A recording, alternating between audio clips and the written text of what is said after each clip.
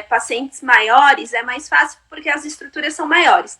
Desde que eles tenham aquele pescoço bonitinho, vamos dizer assim, não muita musculatura, nem muita gordura, né? O que eu acho que falha mais são aqueles pacientes, às vezes eles não são tão grandes, mas eles têm uma musculatura muito exuberante, né?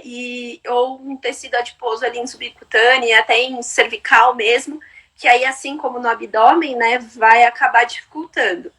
Então, realmente é difícil para todo mundo, assim como pacientes mais obesos, e no ultrassom abdominal também é complicado, a gente também fica trocando de transdutor toda hora até a gente conseguir uma avaliação, se sentir mais tranquilo na avaliação, né, porque dificulta um pouquinho. Eu acho que no pescoço a ideia é mais ou menos essa. Talvez com linear, poxa, a menor frequência com linear, não estou me sentindo segura, principalmente para avaliar, às vezes, um linfonodo retrofaríngeo, que é um pouco maior, uma glândula salivar. Acho que vale a pena trocar para o microconvexo, usar um pouco, né, e aí fazer a avaliação novamente, fazer a mensuração, aí talvez conseguir colocar ele inteiro na tela, né, se for um paciente muito grande, para fazer uma mensuração mais adequada. E aí tentar voltar com o linear, acho que ficar nesse jogo com os transdutores e com as frequências, né? Claro que também vai depender de qual o intervalo de frequência que você tem no seu transdutor, mas eu acho que talvez pegar um pouquinho do microconvexo aí em pacientes muito grandes ou com um pescoço muito mais robusto, né? Para talvez trazer uma tranquilidade maior na área no momento da avaliação. Acho que talvez esse ajude. Mais fácil não é, talvez até esses pacientes, até para posicionar eles, deixar bem simétrico, o pescoço bem ventral, né, manter a simetria dos dois lados, também não é algo fácil, é um exame mais complicado mesmo, então a gente vai jogando dessa forma. E pacientes ofegantes, qual dica que você dá?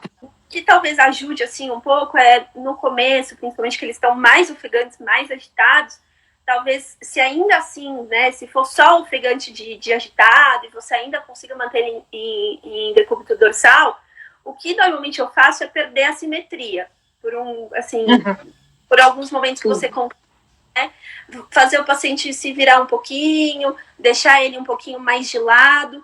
Eu acho que isso deixa o paciente mais tranquilo, talvez você faz com que ele relaxe um pouco mais, fique um pouco menos ofegante e vá relaxando durante o exame, ou se ele ainda está com algum desconforto respiratório, também possa ajudar, principalmente nos braquicefálicos, né? Então, se for mesmo uma dispneia, aí tentar fazer o pé, que eu acho muito difícil. Fazer o quê? Desculpa, eu não ouvi, Ju. Fazer o quê?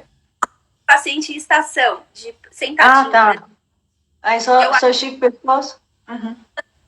Eu acho muito difícil fazer assim, não é a minha prática é de decúbito dorsal, né, é igual abdômen, você tem que fazer o abdômen de lateral, não é só prática, né, então demora um pouco mais, mas talvez aí, se tá muito dispneico é o jeito, ou lateralizar, se for possível ele ficar de lado, aí faz um lado e depois faz o outro.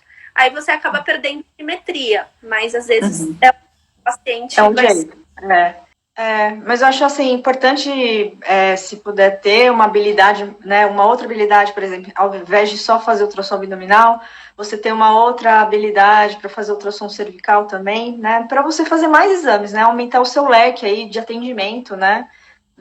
Eu lembro que eu perdia bastante exame porque eu não fazia o cervical, né, então por isso que eu também fui atrás de fazer o cervical, né. Então, sempre aparece, como a gente vai fazer, a gente, né? E normalmente o cervical já vem junto com o abdominal, né? Porque normalmente é um aumento de volume, aí se suspeita de NEL, já normalmente quando faz assim, se é um aumento de volume já em região de tireoide, o pessoal já marca abdominal e para pesquisa de metástase junto.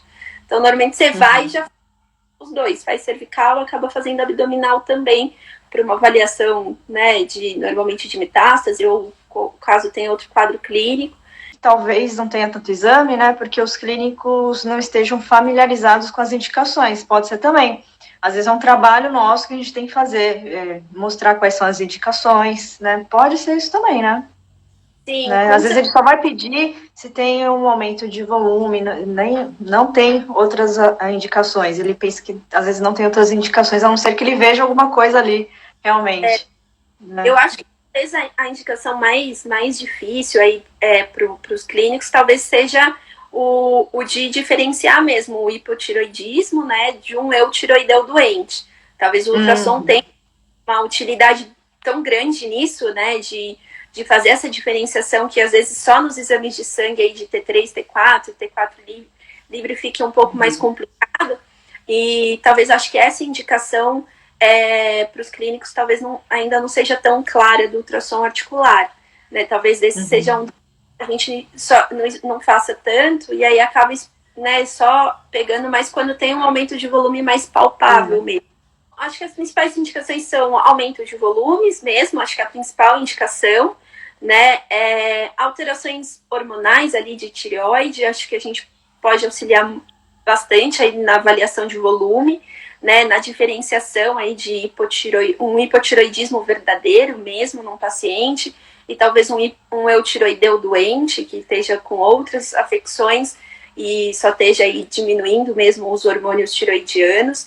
Acho que é uma aplicação que aí nesses casos a gente vai ver um volume tiroidiano normal, né, um volume total tiroidiano normal para o porte do paciente.